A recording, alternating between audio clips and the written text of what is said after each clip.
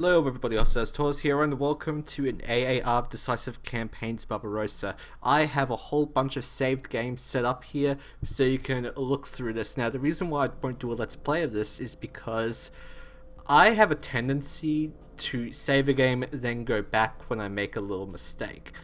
Now I tend to do this for games I'm very unfamiliar with. Most of these is like Dark Souls and very big games like War in the West. So let's just go through what actually happened. Now, as you can see, I have a pretty decent defensive line up here, and this is at Riga, and this held on for quite a while. I think it held on to the, for 2 more turns at this point that I had to retreat up north. Down here, the main defensive line was set up from here to here, and I had a ton of reinforcements coming in, lots of central front reinforcement groups, and we mainly had the line from here, a whole group here, down to here. And this was very efficient. This lasted me from all the way to the end of June, July. Well, probably not October, but probably at the start of October. Now, the south is what actually pissed me off along this game. The south is so hard to hold. It's just a friggin' nightmare. Basically, your best hope in this is to hold a line from here up to here, and then falling back and holding it from Riga. But the problem is, the rivers don't really match up that well, because once this breaks, you're going to have a whole bunch of soldiers coming from here and then flanking upwards or across these marshes. I think these are the Pripyat marshes up the top. It's an absolute nightmare, but if you can hold Riga quite well, you can suck up a lot. So let's just go back and take a look at another one. Let's say 2nd September. Wait, not the start of October, like mid-September I meant before for the Central Front. Let's take a look at this and see where we got up to. This is 1 month ahead.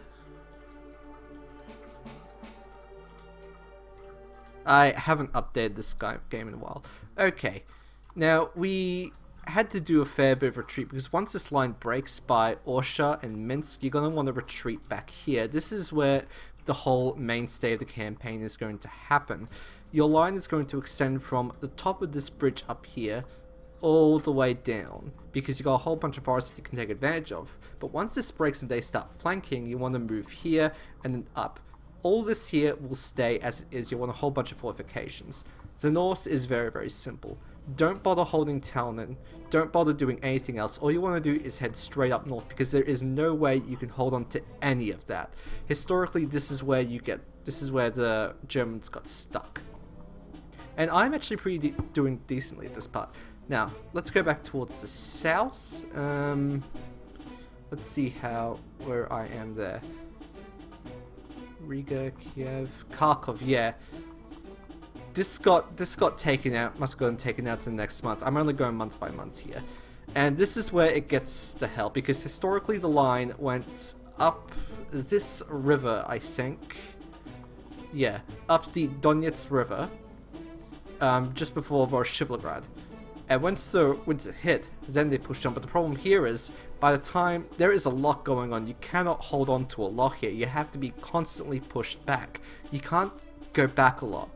So you get a lot of cards in this, tons of things in the center. What I would do is take some of the cards out from July, and move them down to the south, because using the historical reinforcement schedule is not going to work. It's gonna be hell. I held onto this a ton. You got so many units, and yeah. So you want to take out a couple of the command cards from up here.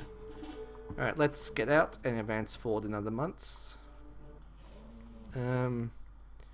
October. Let's say 20th of October. Let's see what we got up to here.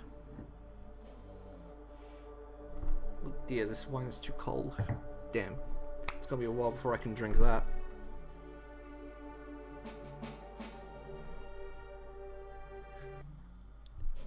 Alright, here we go. Line is still holding very strong. As I said, they would have to break through here, so I have to hold the line.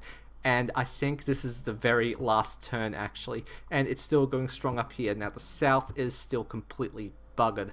This is near the end, so I'll tell you what actually happened after this. So I got pushed down here, and you have to take these guys out. Fortunately, I never got pocketed. Well, only a couple of units actually only got pocketed in the first couple of goes, but that's fine. Mainly you want to take out all these units, but get rid of all the red units because they're your mainstay. Now, at this point, I discovered the German objective, military independence. And look at the scores. They got an adjusted score of 47 and an adjusted score of 42. So let's go to the end and see how I got screwed and why I'm gonna flip a fucking table.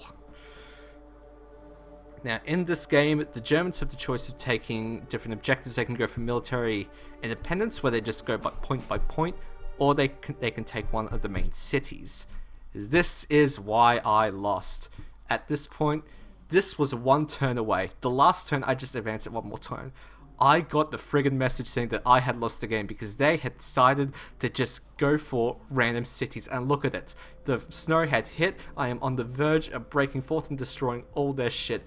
And the same goes up here. I'm still holding on strong. And I'm still holding on to frickin' Stalingrad. If you remember from the last one, I didn't hold on to Stalingrad. That shit got away from me. And that pisses me off to no end. Because if they had gone for an historical objective, I would have won this fucking game.